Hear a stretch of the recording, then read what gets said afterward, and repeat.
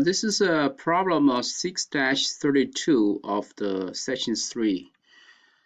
So this is a sort of a combination of the future value and the annuity payment calculations. You are planning to save for retirement over the next 25 years. To do this, you will invest $820 per month in a stock account and $420 per month in a bond account. The return of the stock account is expected to be 10.2%, and the bond account will pay 6.2%. So as we said, usually the interest rates, all the return are quoted in annual terms. But in this case, we are making the payment each month. So we need to work with the monthly numbers for all the inputs. So that means all these returns need to be converted into a monthly return by dividing this number by these numbers by 12 to get the monthly return first. So when you retire, you will combine your money into an account with a return of 7.2%. Similarly, and how much can you withdraw each month from your account, assuming a 20-year withdrawal period? So we also need to get the monthly return for this 7.2%. So what happens here is, if I use a chart to show what's going on here, basically this is what's going on. So this is like 0, and in terms of, so we need to convert, as we said, we need to convert this into month, right? So, and we have our plan is to save for 25 years. So how many months does 25 years have? It's going to be 25 times 12. So the month number here, I will make this to be 25 times 12, whatever number that is, right? It's going to be 300, I guess. So we're going to save for into two accounts. One is the stock account, another one is the bond account. So for both, we will accumulate, for either of them, we will accumulate a certain wealth by the end of the 25 years, or 300 a month. So we have, that means we have two future values, right? Future value stock and future value bond. So each month we're going to make some, we actually make two payments, right? One is the stock, another one is bond. So by the end of the 25th year, we're going to have two future values. And then once we retire, we're going to withdraw money from the combination of these two accounts. And each month we can withdraw a certain amount. So this question basically is asking us what is the withdrawal here, the payment here, basically, right? So this is 25 years, and it tells us we can withdraw for 20 more years. So 20 more years, that means the final period here is going to be 300 plus, right, plus 20 years, 20 times 12. So this will give us 540 month. So this total final month number is 540 month, and we're actually the direction should be the other way, right? Because we are withdrawing the money. We are withdrawing the money starting from this 300 and the first 301, the month number 301. We start to withdraw money, and then we continue for the next 20 years, right? So that's basically the setup. So how do we solve this problem?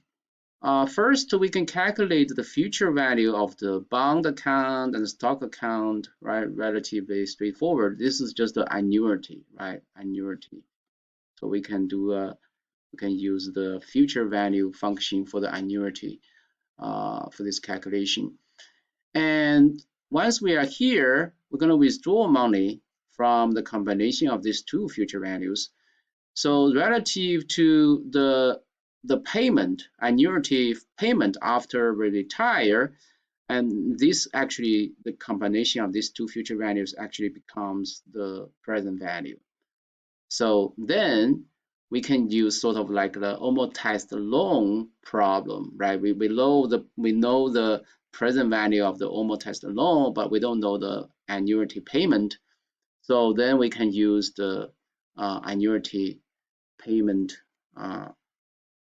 formula to figure out the answer. So let me use Excel to for this calculation. First, let me calculate future value of the stock account, right? Here I can use a function in Excel which is called FV equals FV, and if you open this function, you will see that the first argument is rate. That basically is the interest rate. In this case, since we are working with the monthly numbers, so the interest rate should also be the monthly interest rate. NPER is the number of annuity payments, right? So in this case, we have 25 years, and converting that into the number of months, it's going to be 25 times 12, which is 300. And what's cool about using this function is that you don't have to calculate 25 times 12 yourself. You can actually type it into Excel. And then the third argument is payment. So this is the annuity payment. And the rule of the Excel is that if you want to have a positive future value, then probably you need to get a negative payment here. So that's what I'm planning to do. And present value, we don't have a present value here because at year 0, we don't have any payment we don't have any cash flow at the time point. Right, so that's basically the argument. So going back to the setup, the interest rate, right, on the stock account is 10.2%. So we're going to convert that into the monthly interest rate by dividing this by 12. And then the second one is the 25 times 12, as I just said. And the third one is the payment. So that's how much we deposit into the stock account every month.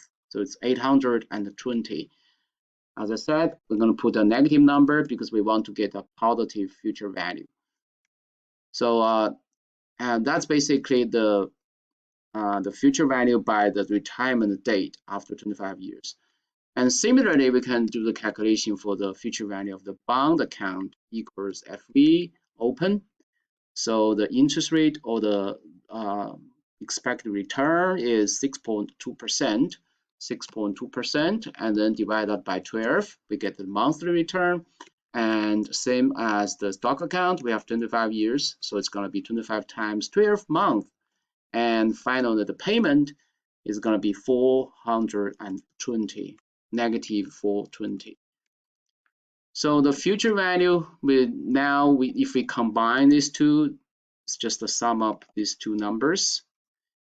And as we said, now we have a future value, but relative to the monthly annuity payment after the retirement, and this actually becomes the present value. So now we can calculate the payment. We can use the payment function, PMT function, to directly for this calculation.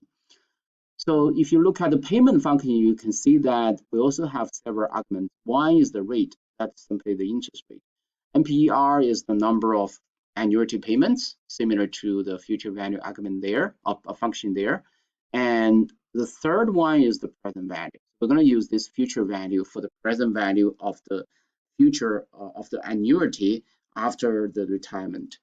And we don't have to mind the other inputs here. So the rate is going to be the expected return after retire, which means it's 7.2%. Again, this is the annual return, so we need to divide by 12 to get the monthly return. And the MPER is going to be 20, now 20 years times 12, because we have 20 years and we need to get number of months. And present value, as we said, here, because I want to get a positive payment amount, so I need to get a negative present value. So just add a negative sign and then this future value number. So, and I guess we are done with this question, but now let's test whether we got the right answer. So we type that answer in 11 to 11 to I need to remember that 11 to 7.42. Okay, 11